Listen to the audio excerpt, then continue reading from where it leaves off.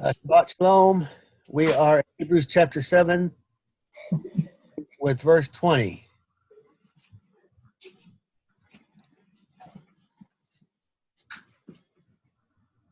All right, I'll start with 16, and I'm just going to read a little bit. One who was not appointed after the law of carnal commandments, but after the power of life which abides forever. For he testified concerning them, thou art a priest, concerning him, thou art a priest forever after the order of Melchizedek. For the change which took place in the former law was made on account of its weakness and because it had become useless. For the law made nothing perfect, but there has come in its place a better hope by which we draw near to God. And he confirmed it for us by oath. For they were made priests without oath, but this one was made a priest with an oath. As it was said concerning him by David, the Lord is sworn and will not lie, thou art a priest forever after the order of Melchizedek. I have no audio. Say something, Cindy.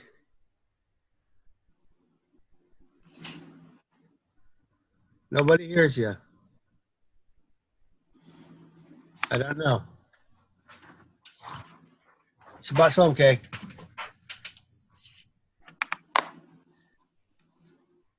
So, authors comparing the priesthood to the Melchizedek priesthood.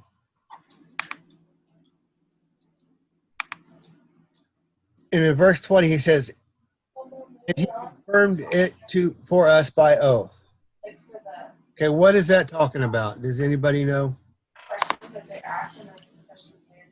Okay. I heard you, Cindy.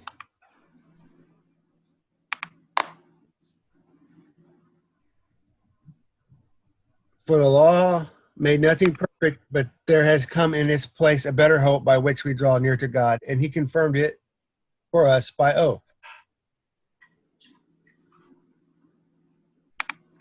I think that it's talking about the oath in Psalm 110. If that sounds reasonable.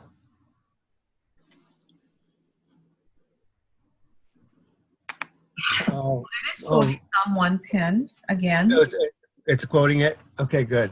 I don't have that cross-reference in this one. Verse 21, it quotes it again. Okay. For here. Oh, okay, yes. So, the oath was made. What was the oath and who was it made with?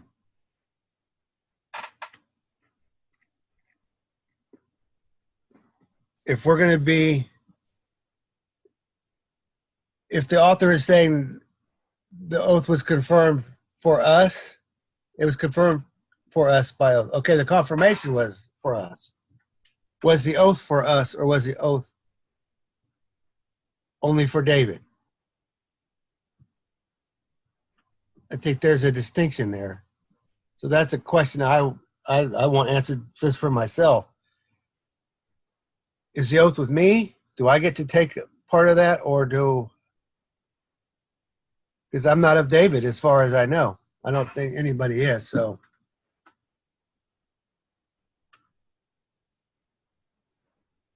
The oath with the house of David was confirmed. So does that mean the priests have to be of the house of David? Or does that mean we enter into that house, they're the high priest, and we would just be just a priest from anywhere? I'm just trying to understand the context of that. You catch my line of thought? Does it seem? The first mention of Melchizedek was even before David, right? That was Abraham. That's a good point.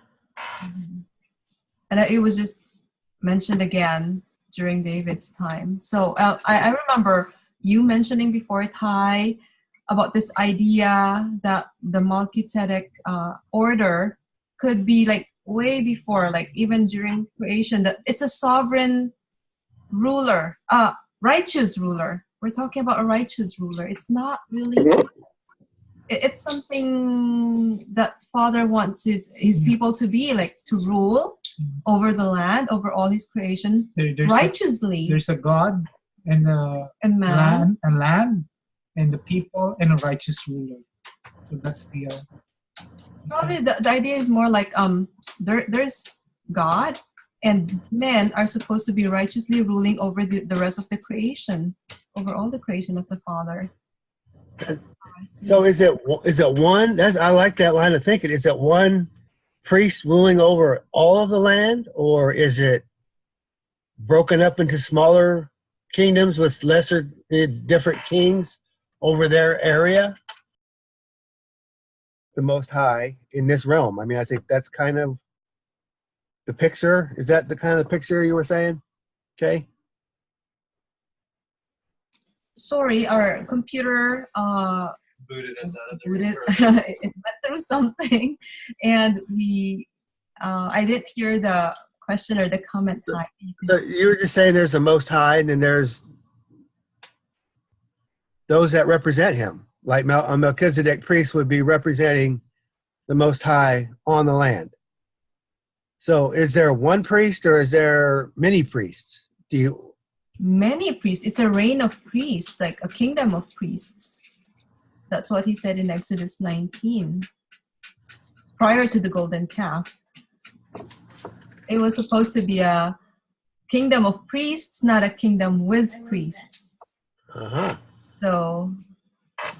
So there's a bunch of priests running around, Melchizedek-like priests running around representing the Most High on the land. Well, I kind of differ with that because from my point of view, I think it's many priests and then there's one, like high priest, something like that. We are all priests, but there's one high priest, and that's the Melchizedek. That's how I think of it. So if you were one of the priests, you wouldn't be a Melchizedek priest. There'd only be one Melchizedek priest. There can only be one Melchizedek priest. I can be wrong, but that's how I think. What do you think, George? I think Peter mentioned that we're all made priests. Not as far as how that goes under Melchizedek. I don't know. I mean, that's as far as I can get as far as the priesthood. And then nowadays, and I don't know how. Well, howdy, I certainly am no priest. You know what I'm saying as far as that goes. But I think you are. Well, you are, George. So, the priesthood. I say you are. The priesthood is in shape then. But you're not the high priest, okay? But right, I hear you.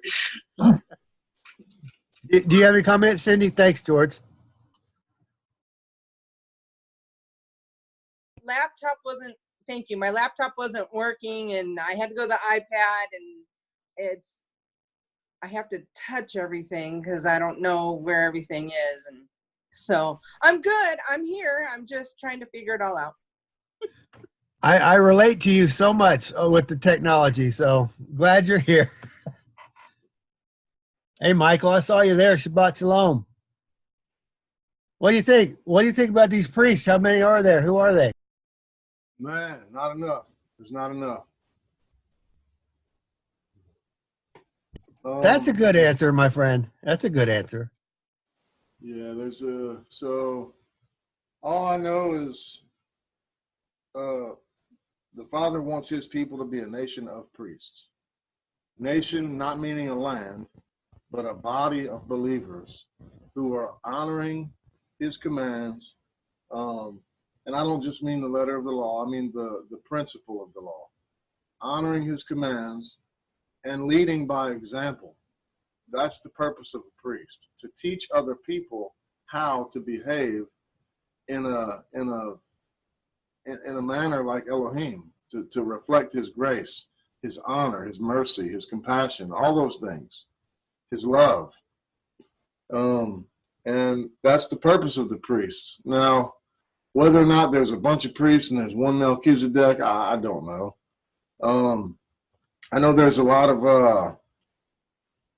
of different opinions based on who the Melchizedek was that Abraham tithed to, being Shem, and I don't think it was Shem.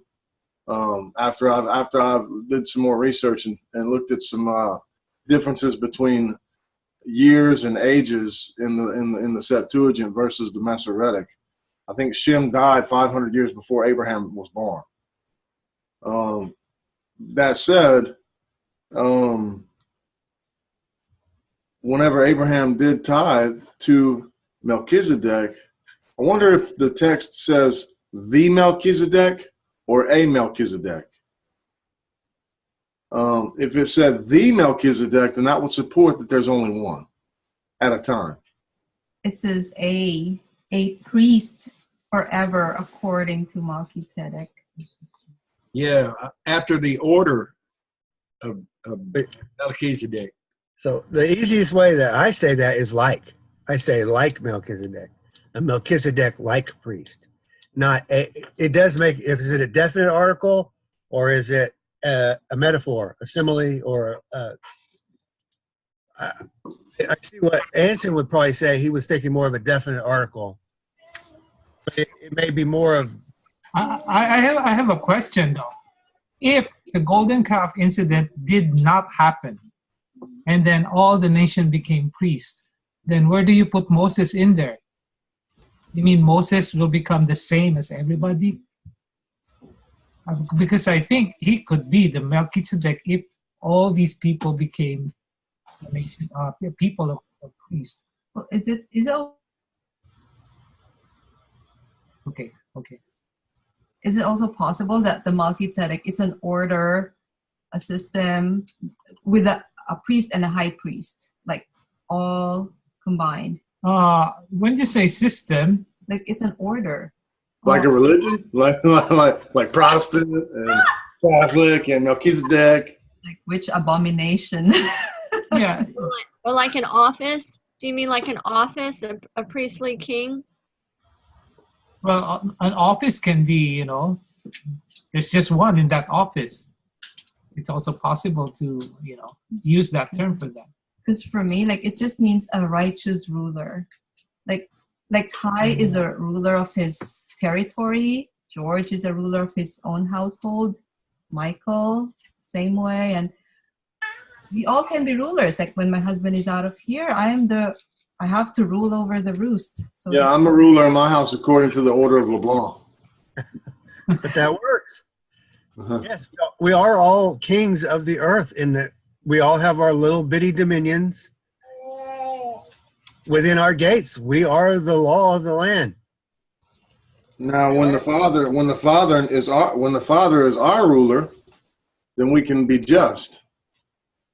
But when he's not, then there's a lot of unjust people who are using different things to become rulers and unjustly. But as far as I could see Anson's point with the Melchizedek versus the priests, because whenever he said that that his people were to be a nation of priests, he didn't use the word Melchizedek. Well, Michael, if George and Anson and I showed up over there, who's going to be the head priest there? Who's going to be the guy in charge at your place? He had to. There needs to be someone that's the highest authority in a certain given place. I think Moses would, in what we're talking about, he would have been like the high priest, the king and the high priest, because he was the main guy. There were 70 guys, on the mountain.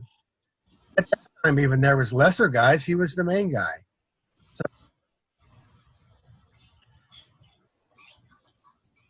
I guess there would be one main guy and then all the lesser guys in any given region. So And I have the suspicion that the Spirit would have been poured out in fuller measure. A golden calf not been an issue. They came out of Egypt. They made covenant, and they were going to learn and grow stronger. Live out the covenant, live out the ways of the Father, and they would have been matured. And then at some point, they would have had the Spirit poured out. Then, not in Acts chapter 2, it would have been much sooner. That was the original intent of what. This is just a thought experiment. I'm not saying this is the way. I mean, obviously, it's just a conjecture, but I think the hang-up was what the golden calf was. The hang-up. They would have walked in the Father's ways. They would have been further. They would have been given them keys to the car after they grew up a little bit. You don't give keys to a toddler. As they were toddlers when they came out. They would have matured into teenagers and got the keys and got the responsibility, been able to drive the car around. And they just never made it. They were like, okay, now you're in timeout. Now you got to wander around the wilderness, and then we're going to finally go to the promised land 40 years from now. And then they blew it again. And they just kept blowing it time and time again, never getting the priesthood, the leadership. It never went to where it needed to go. And I think now, past dispersion, past Acts chapter 2, now it's starting to form up the way it was originally intended. I think it was supposed to be a whole nation of priests. And I think a nation of priests is being built now. And our high priest is the anointed son of David. And his example and all the things Michael was saying, a priest's job is to set an example. But I wanted to add a comment to that, Michael. The priest's job, one of the key jobs, is to distinguish between the holy and the profane. They actually made judgment calls on matters. Like people would come to them with boils and they'd say, well, you need to be set apart from the people, and now you can come back. The priest made a lot of judgment calls. So I think the job of a priest is to judge rightly the matters on the land. If I'm over at Michael's house and there's something that comes up and he's not going to allow it on the land, somebody needs to make that call. So he would be the high priest, and then I would be the guy on his land at the time and say, okay, this is the rule of the land. We don't bring that in here. We don't do that here because the authority has made that decision. I think that kind of thing is what our job is. Not just representing, but also being knowledgeable enough to make that call. So I don't know if you heard that, Michael. I'll stop talking now. Anybody can bring up anything they want.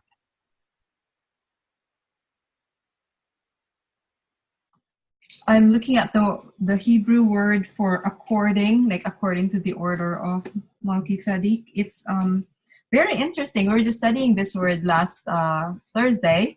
It's al, or upon, upon the face of the deep, above, over. So it's on. So that's the word there. According, like on the order of Melchizedek. And order means a cause, reason, or manner, which is from the word origin is dabar, the word. So according the order, the word.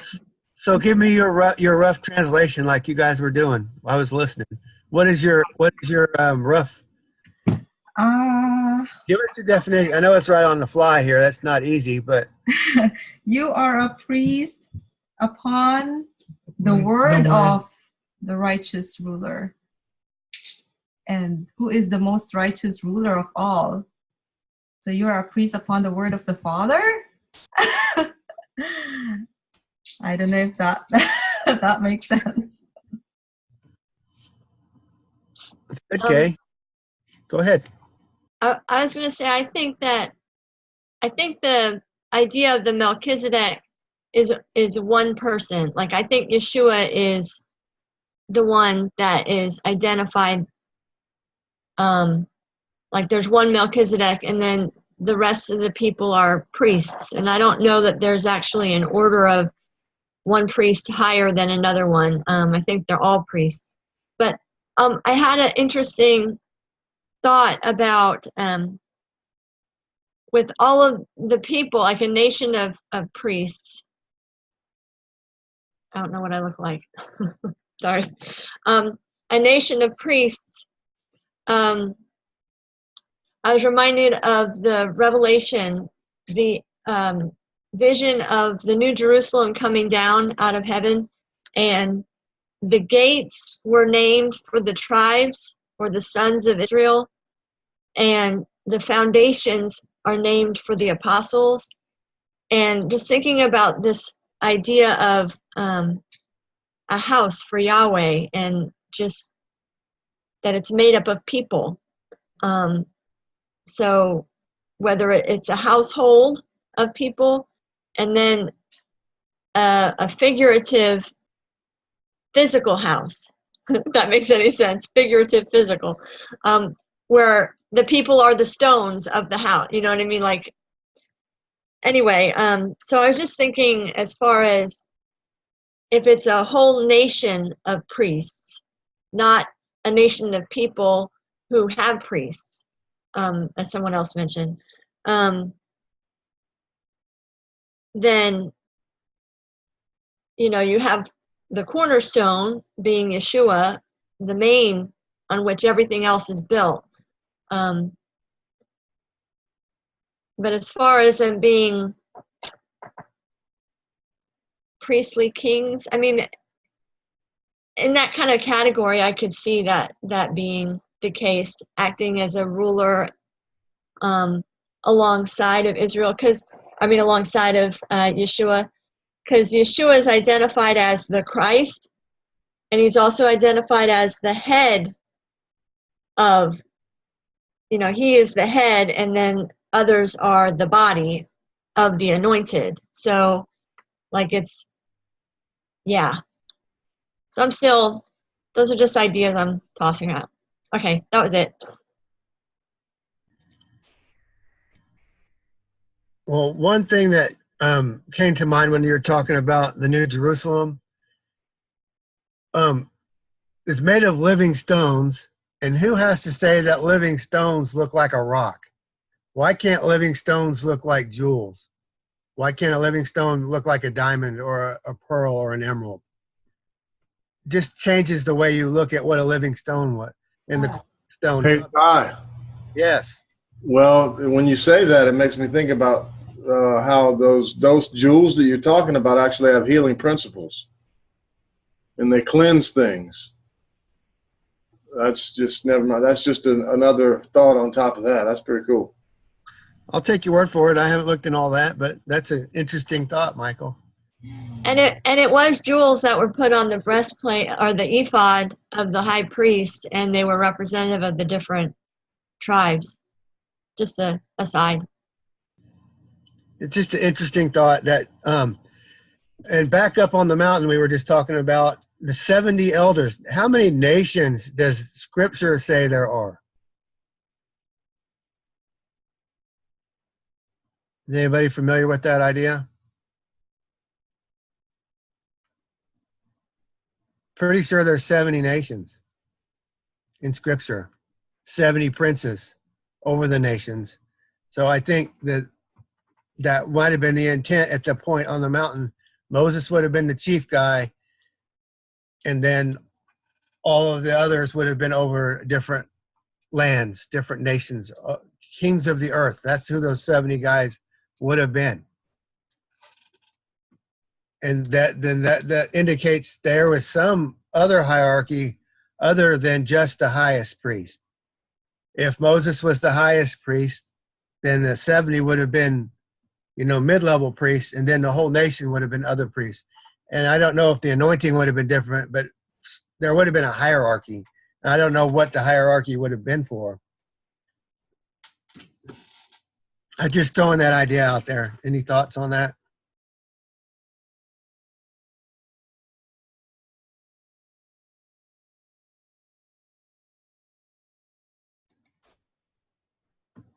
Well, I was going to ask Anson, but he ran away.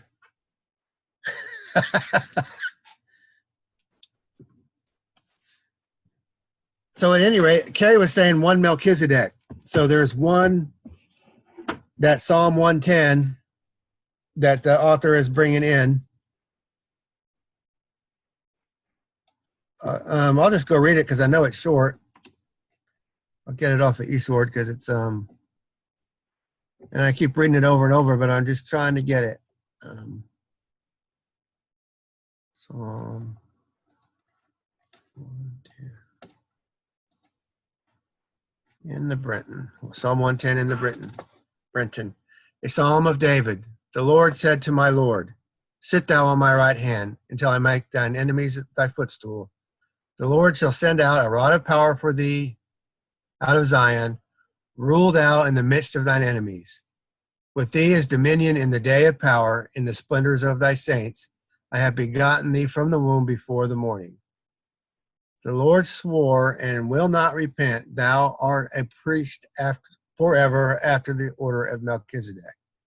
The Lord at thy right hand has dashed in pieces kings in the day of his wrath. He shall judge among the nations. He shall fill up the number of corpses. He shall crush the heads of many on the earth.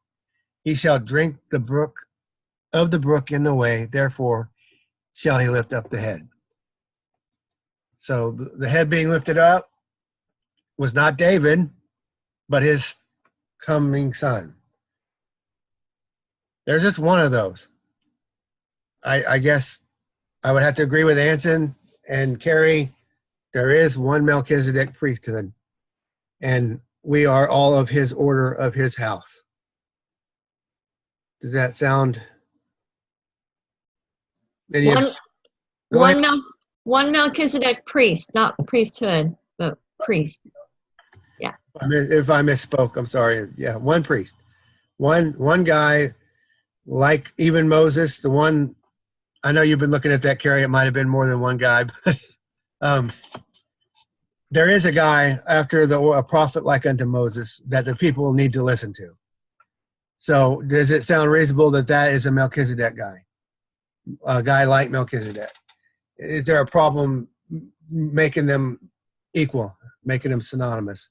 Is there any issues with that anyone takes with that line of thought? What? No. Okay, you just introduced the one like unto Moses, that Yes, prophet. the one in Exodus 20 in the Samaritan that we looked at. Yeah, I'm changing my mind about who that is referring to. I think that's referring to all the prophets that came after Moses. Not necessarily Yeshua. I was reading through Acts again today, and well, earlier in the week too, but again today. And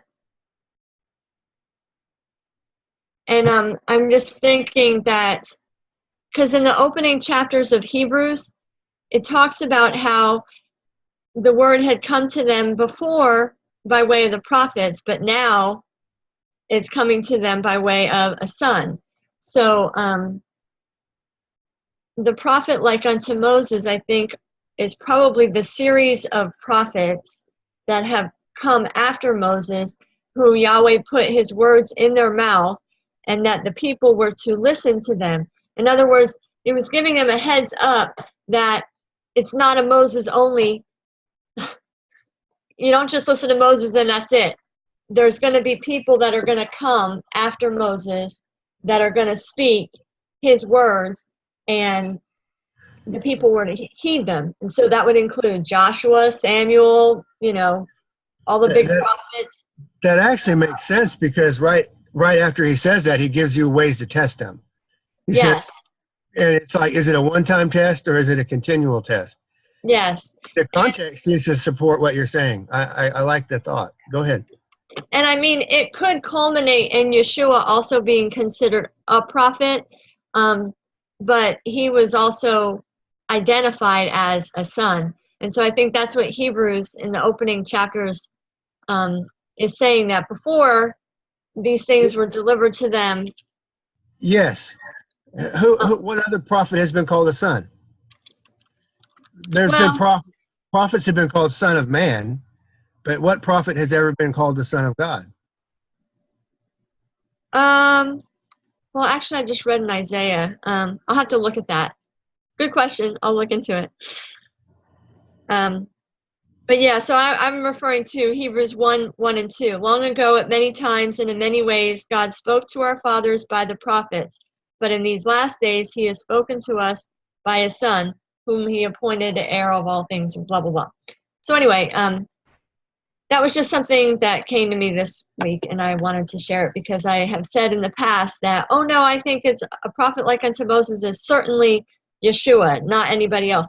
But now I'm thinking, no, I think it's probably referring to all of the prophets that came after Moses. And it may have culminated, I tend to think that it culminated with John the Baptist, because the messenger told Zechariah before John was born that he was going to come in the power and the spirit of Elijah. And then when Zacharias prophesied after John was born, he said that this son would be called the prophet of the Most High. And then we know that Yeshua was told, Mary was told before she became pregnant that her son would be called the Son of the Most High. So anyway, That's a pretty solid case, Carrie. That's Yeah. pretty good. That's pretty good. I'll stop. Well, that's good. Thank you. So I'm okay with having a single high priest that is the guy. Now my question is do all the other priests, do they have to have arrived? Do they have to be fully mature to be priests? If we are to be priests, let's say we are priests. Let's say you are a priest, George. Do you have to have arrived at a point to start being a priest, or do you learn as you go? Any of us? I guess you learn as you go. It's like the calling, it's the Father's choice, So it's really, I think it's done before, the fruition comes later. You got the seed and it, a mustard seed or whatever, and it doesn't look nothing like what it's going to be by the Father's design after it's done. And that goes exponentially into the spiritual realm as far as neither eye has seen nor ear heard what's planned, or what he has in store, spiritually speaking. But I would say just simply that if I am whatever I am, it's by his mercy and his grace, and it's not, I have the fruits of it if I'm doing his will. That's the proof to me, not me. I'm doing his will. See, I'm a priest because of that. No, I'm this because the Father's allowed me to simply believe and do his will. So that's kind of, so I would say it's already done. If the Father spoke it, it's done, and his word's not going to come back, empty. But that's not to say I'm there. Do you think that free will plays into this? Do you think that we are automatically made priests, but no matter what, or do you think we get to choose? Well, that's a hard one there. Who can, man, now we're getting into some predestination. Yeah, and I believe in predestination, but then I don't. See, it's like I can see both sides of that sword, and both of them will cut you up. So, luckily, it's not in my hands; it's in the Father's. That's my cop out, But there's some things that are predestined, and it's taught. Yes, absolutely. Now, where is free will in that? Well, my Father, I hope, gives me the will to do his will, or else I'm done. I ain't going to do it. And that because that's just the nature personally that I believe is me. But now, where does that, do I have to be willing to be willing? I don't know. Now I'm in the deep end, so to speak, without a life jacket right there. Okay, now that I've confused everything, next. No, that's a good comment, George. I think that there are holy vessels created for a different, higher purpose, but I don't think they're all chosen. I think we do get to, I think our free will plays into it. But either you're made to be that or you're not. There's vessels that are made to be, and we're not all the wise virgins or whatever was putting the right oil in. Anyway, I don't know if that helped. Anson, what do you think?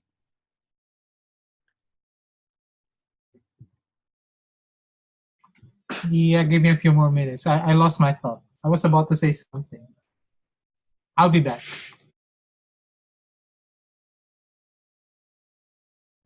Hey, Cindy, did you want to comment? Is your computer working over there? I didn't want to not include you if you want to say something.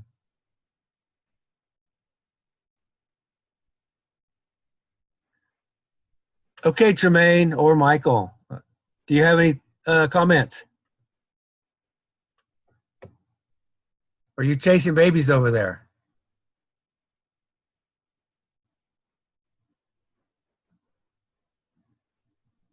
Technical difficulties. I was in the other room. What's the question, please? What's the comment? Hello. Hello, how are you, sir? Good rising. Top of the morning, top of the afternoon to you.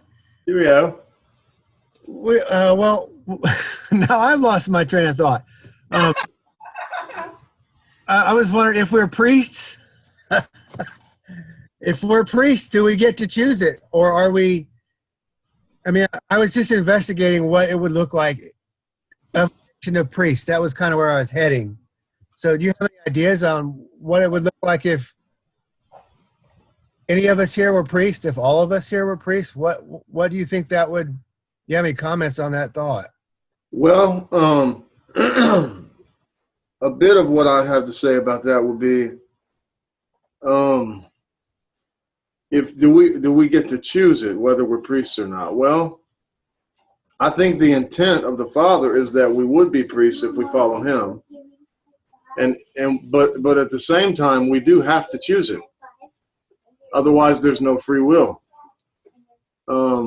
So I think that it's a combination. It's not like somebody who's not a believer, who follows some other false god and has already, denounced whatever. And I really don't know an example, because if we have breath, there's still a chance for redemption. But I think that we have to choose it. We have to choose it. But the thing about it is, as we progress in our faith, as we grow, as the Spirit speaks to us and convicts us of more things, and we comply with that conviction, then we are becoming refined. And that is part of choosing it. It's not just a one-time switch on or off thing.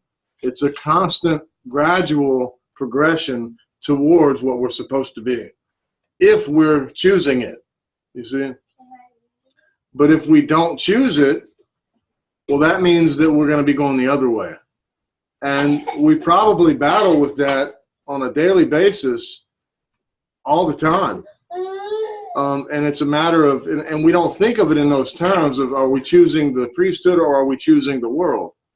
And if we did that, we might be better off if we thought that way. It's probably another paradigm shift. But and I've heard it said before that if we're building one kingdom or the other with every decision that we make. And it's kind of the same thing. So yes, we do choose it, but at the same time, we are chosen for it. You see, many are called, few are chosen. Many are called because everyone is being called. Many are called. Few are chosen because few choose it. If that makes any sense.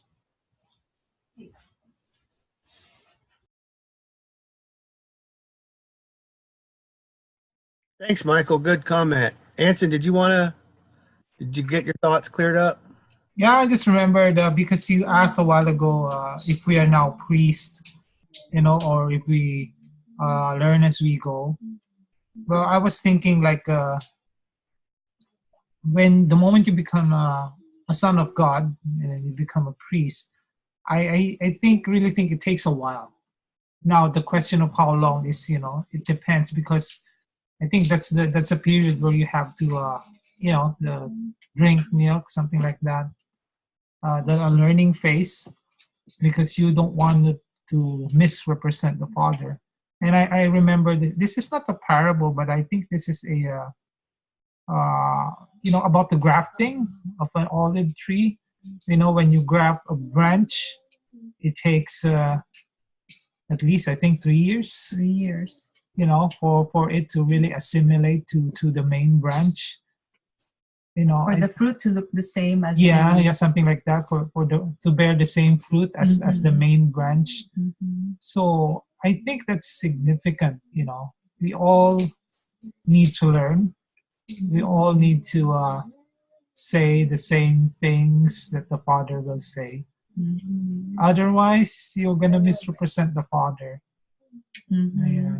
So the period, the learning period, well, that's the thing that may vary with different people.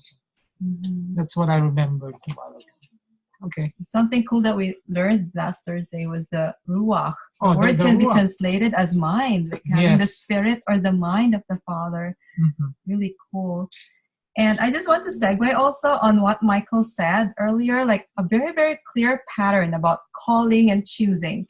When Abba called Abraham, or Abram at that time, no hey yet, no letter H, he was called and he said yes, and he was chosen to be the father of many nations.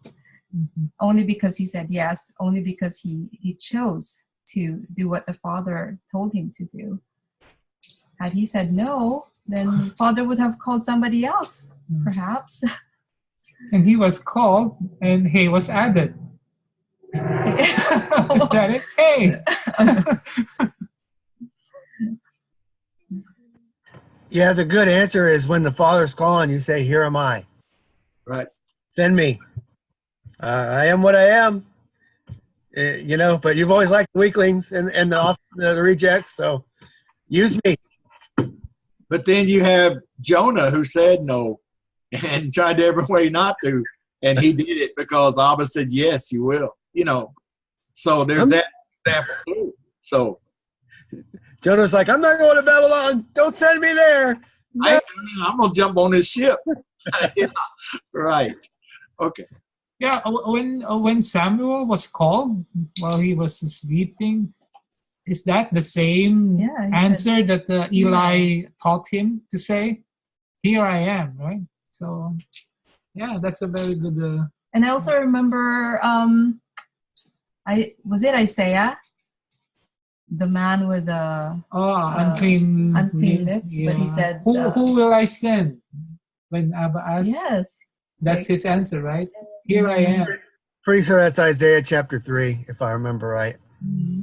So you're right, Ty. Like whatever our condition is, you just go and volunteer, and Father will work out all the rest of the details. I mean, He'll take care. He'll put the words in our mouths. He'll take care of everything else, and then that is how we give glory to Him. It's not by our own effort, by our giftings and talents, but it's the Father who will do the work for us, through us. So if we say, "Here am I," what role are we filling? I mean, today, and dispersed, everything's gone.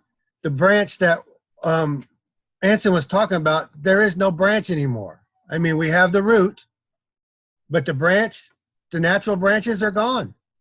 The wild branches are gone. All we have is the root. Anyway, I wanted to throw that out there. But today, right now, if He calls us and we start obeying Him, what role are we? Priest. Something interesting that I'm looking at, Brown Driver Briggs, the first occurrence of the word Kohen is in Genesis 14, verse 18, and the definition in Brown Driver Briggs is priest king. That's the original definition of Kohen. Priest king. It's Melchizedek. So is George a priest king? Is Anton, is Kay a priest queen king? I don't know how to say that. What does a priest do?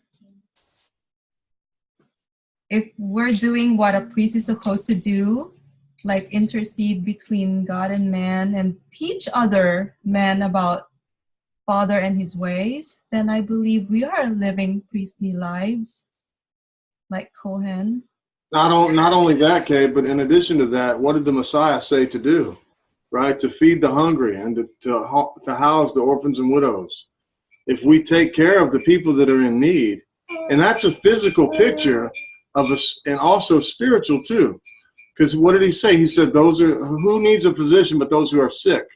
So if it's physical and spiritual, if there's people who are hungry for the truth and we help share it with them as the Father reveals it to us, then we're ministering in that field.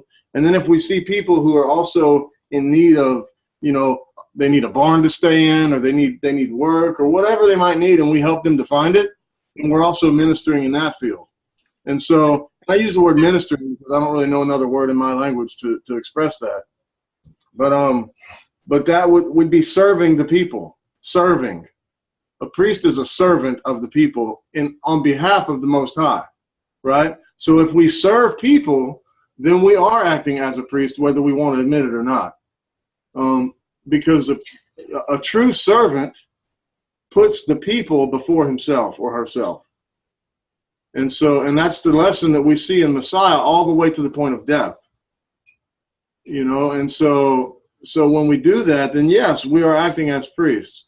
And it's kind of in our culture, it's kind of a big deal to say I'm a priest, right? Because we see all these different priests, and that whole word has become like a dirty word now. But in the sense of what it really is, it's not a dirty word. It's an honor to be a priest. Because the fact is, everyone's preaching something. Everyone's a priest of something. Or everyone is serving something. You're either serving sin, you're serving the other guy, or something. You're serving yourself, which is the other guy. Everyone is doing something. So for those of us who have a desire in our hearts to help other people, who have, for some reason, when other people can scoff and turn the blind eye, we have a problem turning away, and our emotions or there's an inner voice in us that's telling us to do something and to help. I believe that is something that the Father put there in us, and it's kind of a good thing for us because it helps us to want to see and do more. And that is, I think that's part of the calling. Some people can ignore it and some people can't. I cannot ignore it. So as he blesses us, we have this inner desire to do the best we can to bless other people. And that means serving them where they need you. As he reveals it, not as we think it, but as he reveals it. So that's my opinion. Nice comment, Michael. I like the heart behind that. So my question is everyone in the household of the Messiah? Is everyone a priest that's in his house? That's the calling. I think that is the goal, whether or not they're there yet, because he meets us where we are and brings us where we need to be. But that is the goal, I believe. So a kingdom of priests. A kingdom of priests. And where we are kings of our kingly priests, as Kay put it. We're priest kings in our own dominions. If you wanted to change it, if you wanted to explain it in a way, I would say a kingdom of servants. A kingdom of righteous servants. Yes. However, we have authority because we come in the name of the high priest. We're representing him. Nothing wrong with serving. I absolutely agree with that. But we also have to stand firm against the world. We also have to make distinctions in holiness and righteousness. We have to represent well. We have to love, but we have to give tough love. It's not like, oh, well, you didn't need money, let me give you money. That's not helping somebody. You need to address the underlying problems. People are going to stay poor. You need to help them in the way that they actually need to be fed. So it's a lot more. It's a higher ministry, and it is a higher service, but definitely a servant's heart. Yeshua walked in power and authority of the Father, yet he served all. But there was power there. There was authority. When he spoke with authority. Not because of him, it's because he spoke his Father's words. He was mighty in his relation to the Father. So I'm I'm agreeing with you all the way, Michael. I'm just saying there's more to it than just that. We do need to, if we are all to be priests, we need to really learn to fill the role fully. And there's a lot to it. So Yeah, I agree. If we look at the words of Messiah and how he instructed the disciples, we get a pretty good picture of what we're supposed to do and how we're supposed to act, how we're supposed to be and represent the Father, especially when we combine that with what he did. When he was questioned, what did he do? He quoted scriptures. He didn't just answer out of his own emotion. He quoted what the word says. So he bridled his tongue and he responded with the Father's words, not his own. You know, we have a lot to learn in that respect. I do. You know, and so that's his example is just it's unmatched. It's unparalleled. I mean, Paul did pretty good, you know, but he also, man, if we read about in Titus and Timothy and all that, we learn how we're supposed to behave or how we should behave. Even in Ephesians, when he talks about the assemblies and how to handle them. And in that time, there were other, I guess, groups and temples where they were doing things different ways, worshiping the false gods. And he was trying to establish a way they could manage their belief and be separate from those other things to not be confused with them. And so that's a big deal because honestly, the whole thing with Christianity, modern Christianity, and it's changing in a lot of places. It really is. But the model was built universally, just as all the other temples. It became that way over the centuries, and so now there's really you can't really tell the difference between, say, a Christian and a pagan, as far as health-wise, and because everyone has the same problems, everyone has the same issues. It's just what name do you put on it, and that's and I think that he's calling a lot of people out to be a set-apart people, and like my mom, you know, a lot of Christians are really, really, really good people, and it's just a matter of they need a good leader, and I think that a lot of the leaders, some of them are actually waking up. And like, there's a church that my sister was going to, and we actually went on the website and read some of their beliefs and stuff, and they actually teach some pretty good stuff. My sister-in-law, they're teaching some pretty good stuff. I think the Father's waking up a lot of people. I really think he is, and I hope he is. But there's a big change that's happening, and but for a very long time, everything just kind of became the same, and we can look in history and see that. And with Constantine, people have different views on that, but a lot of things just kind of melted together, and that's why we got universalism. And that's, you know, so, which is what Catholicism means. thanks, Michael. There's good people in the Christian church, but I think Christianity and paganism are the same thing. I think that their ministers, I think the priests, I think we should, if we're learning to be priests, we should be able to recognize the other priests that are working for somebody else. And if they're ministers to their husband, they're ministers to Baal. And this is like, okay, as a priest, are we supposed to distinguish and judge? Yeah, we're supposed to judge matters of holiness. So if it is what it is, so we should be calling that out, but we should be doing it in love and service. So it's a hard line to understand. That's you brought out of me. Cindy, did you want to ask your question about suffering? I saw you had a comment. Go ahead. So I'm on. I can't do it. Turn the volume, turn the sound off of you're logged in twice. You have two devices on. So if you turn the sound off of one device, the other one you should be able to work. Is that better? Sorry. Mm-mm. .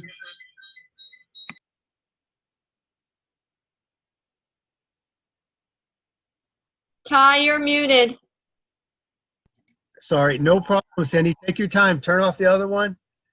Go ahead. We'll wait. I want you to talk. There's no hurry. We take our time around here.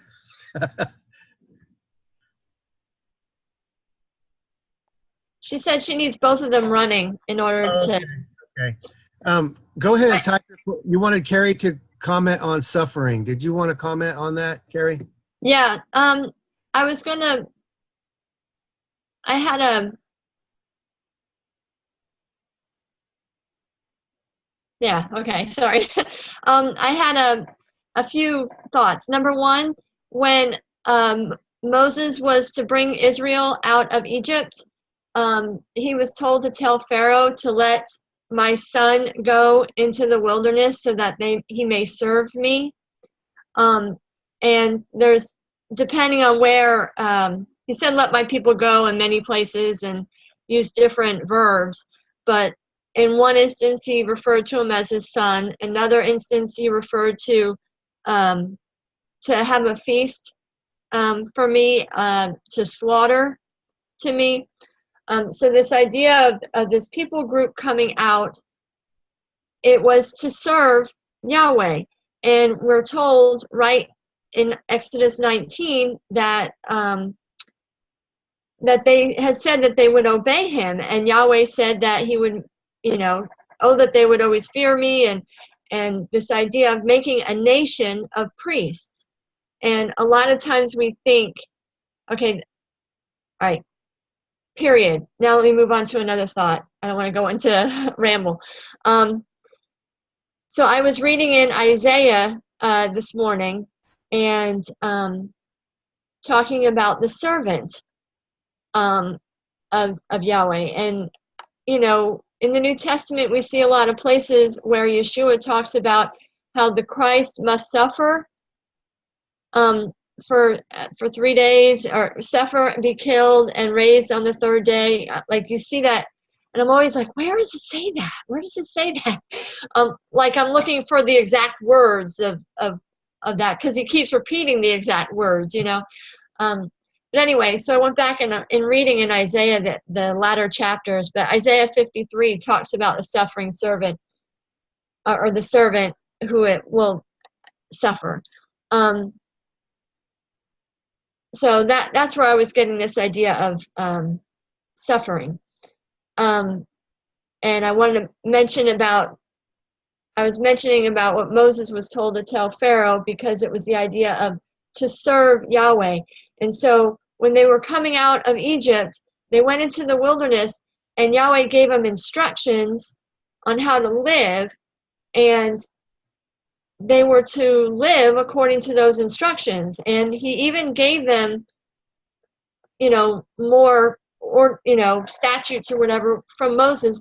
But when Moses was gone, they decided to do it their way, and they had the golden calf incident, and then that just changed direction of where to go from there as far as the priesthood, I think, is concerned. But yeah, so I don't want to go too far. So looking at what Yeshua's life was like, usually, I'm jumping around. A priest, you cannot serve as a priest until you reach a certain age.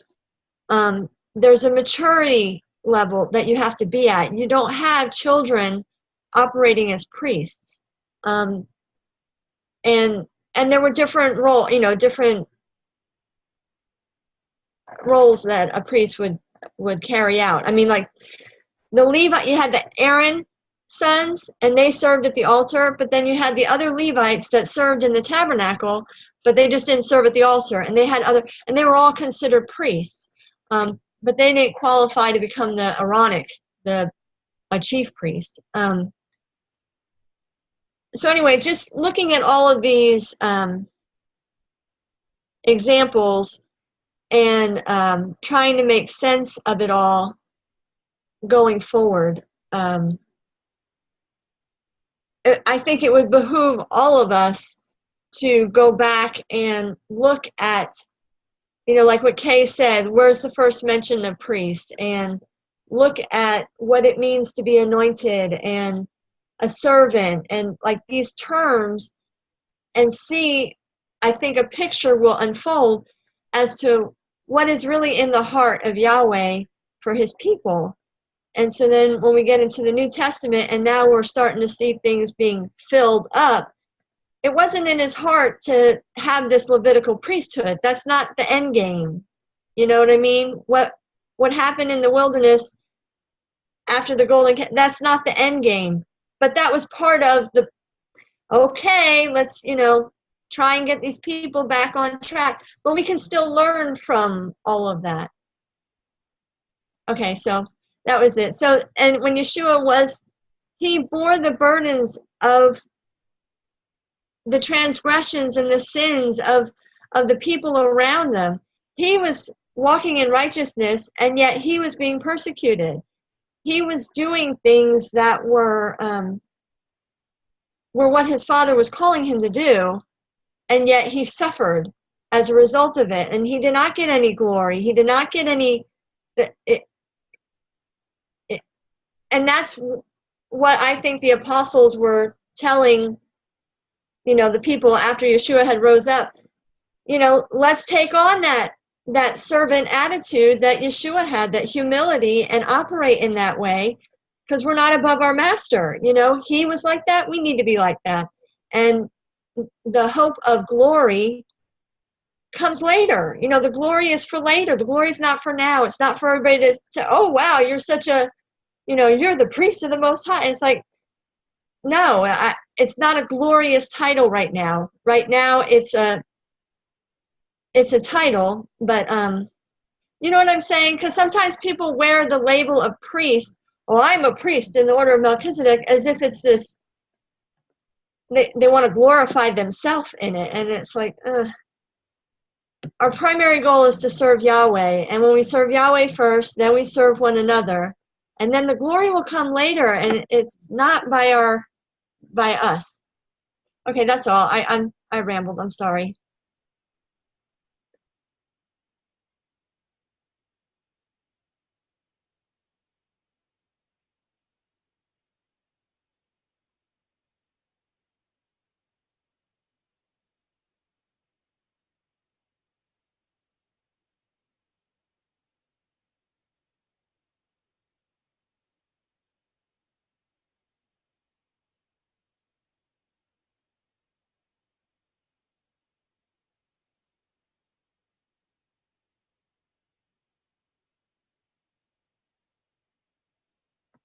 Carrie, it's your hour now, dear.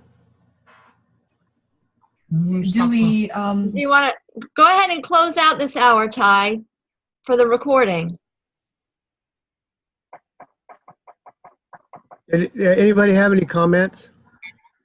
Questions, comments, suggestions?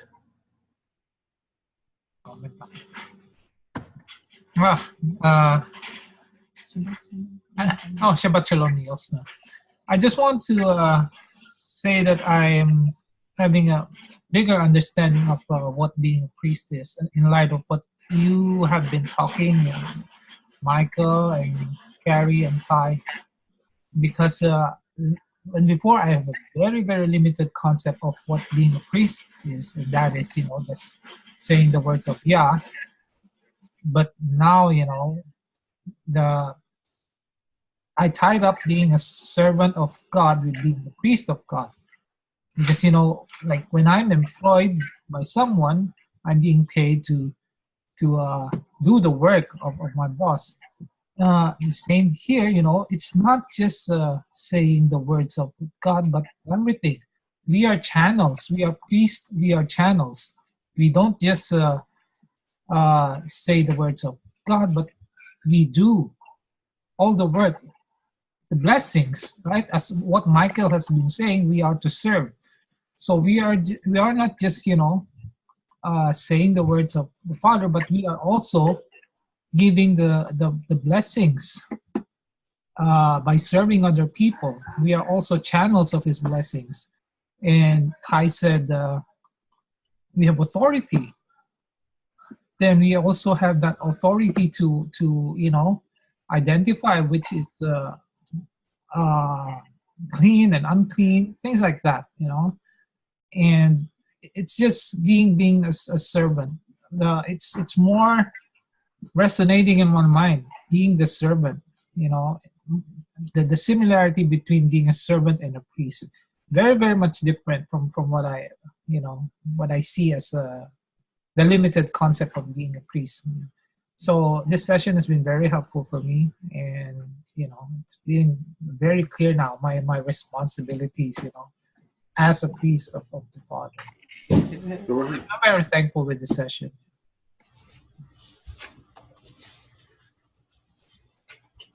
Well, I would certainly like to investigate what it means to be a priest. Hi, go ahead, Tremaine. Shabbat shalom, everybody. I wanted to share something because I'm kind of, along with what Anson's saying, what you guys have been discussing about being a priest and what that means. Just to kind of give you, well, it's resonating with me in that I find that whenever even though, having 4 kids under the age of, 4 and under, and moving and all this kind of stuff, even with all that, everything that's going on, it's like I find that when I take the time to help someone else, I actually end up getting answers to questions and situations and things that I need. So my needs end up being met while I'm actually serving someone else. And it's just crazy because and I was just talking with Michael this past week, huh, Papa? We were talking about this. Because I've had a number of people, like one person asked me about vaccinations, just to give an example. One person asked about vaccinations, and then I end up doing some research or sharing, some videos, and I don't really like to share videos or share information unless I know the content of those videos or that information. And so, which meant that the stuff that I found some new things to share. And so I ended up, spending hours, looking at these things. And I think one night I stayed up all night long. And while I stayed up, I ended up cleaning and unpacking and stuff. Oh, yeah, I've had 3 all-nighters this past week. He's like, what do you mean just one night? So at any rate, to get back to the point, it's like, so I ended up researching this information. And as I researched that information, I actually ended up coming across information that would help me and the babies and Michael, and it's like in relation to some issues that we were having, like some health related issues that we were having. And so I was talking with Michael about this, and I'm like, man, so what if that scripture where it says consider your brother, consider your sister? It's like when we do those things and we put other people first, we end up getting our needs met, not necessarily from that person, but from that process, from the Most High, and Him, blessing us. That whole concept of as we choose to be vessels to use the talents and the understanding that He's given us, and spread it and share it with others, then we end up being blessed in ways that we could never have imagined, even in the midst of transcending or going beyond what we're seeing in the flesh that may be an obstacle to us doing so. Does that make sense? And so it just, in this conversation about priests and being a servant and having dominion, it's like, okay, we walk in the power and authority that we have.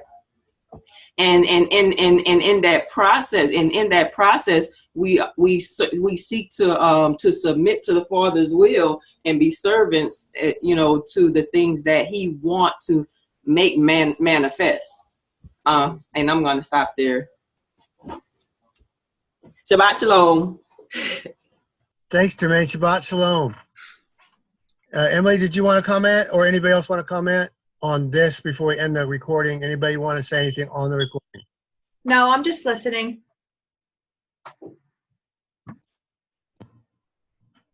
So speak now, forever hold your peace. Kay, you have any comments? No, I was just thinking about what Tremaine said. I call that same-day paycheck. Same paycheck. You serve and you get answers right away. Wow. I'm just thinking that right now we have a very distorted concept of priests and kings.